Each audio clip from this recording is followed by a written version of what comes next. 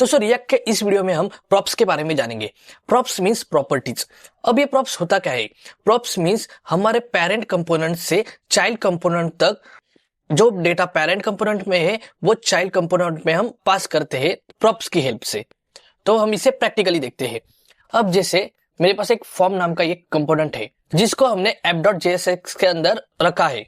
तो let's say हमारे app component में एक डेटा है, लेट्स से obj नाम का एक ऑब्जेक्ट है और उसके अंदर सिंपली एक नेम है जो हमने जॉय दे दिया और सिंपली उसका एज है कुछ 20।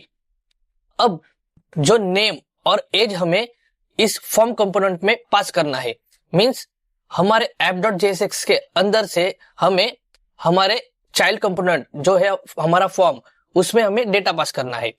तो सबसे पहले हम यहां लिखेंगे नेम, मींस जिस नाम से हमें डेटा पास करना है उसे लिखेंगे। फिर हम उसके अंदर हमारे ऑब्जेक्ट के अंदर जो नेम है वो पास करेंगे। सेम इसी तरह एज को भी हम पास करेंगे।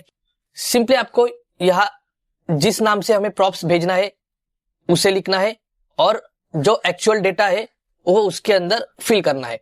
तो obj.age मींस हमने क्या किया, इस फॉर्म कंपोनेंट के अंदर ये एक नेम वेरिएबल जैसे बनाया और एक एज वेरिएबल जैसे बनाया और उसके अंदर हमारे ऑब्जेक्ट में जो डेटा था, नेम जो जॉय है और एज जो 20 है, वो हमने यहाँ पास कर लिया। अब हम जाएंगे हमारे फॉर्म कंपोनेंट में जो चाइल्ड कंपोनेंट है, इसके अंदर हम इसे यूज करेंगे। सबसे पहले हम यहाँ लिखेंगे नेम इज और उसके नीचे हम h1 में लिखेंगे एज इज। अब जो डेटा हमने पेरेंट कंपोनेंट से पास किया था, जो ये नेम है और एज है, इसे फॉर्म कंपोनेंट में कैसे एक्सेस करते हैं? सबसे पहले हम इस कंपोनेंट के अंदर एक प्रॉप्स नाम का वेरिएबल लिखेंगे। अब इस प्रॉप्स में एक ऑब्जेक्ट आ गया है, मींस जो डेटा था, मींस जो नेम है और एज है, जो भी यहाँ से पास किया है वो सब हमारे इस प्रॉप्स में आ गया।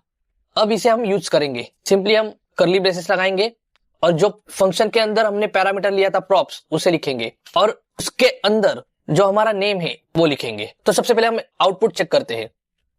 तो देखो नेम इज जॉय आ गया है, बट उसका एज नहीं दिख रहा क्योंकि हमने यहाँ उसे यूज ही नहीं किया। कर्ली ब्रेसेस लगाते हैं और जो हमने नाम लिखा था प्रॉप्स, उसे वैसे के वैसे यहां लिखते हैं प्रॉप्स और उसके अंदर जो एज है उसे हम इस h1 में एक्सेस करेंगे। तो जैसे हम आउटपुट देखते हैं तो नेम इज जॉय और एज इज 20, तो दोनों भी यहां हमें मिल गया।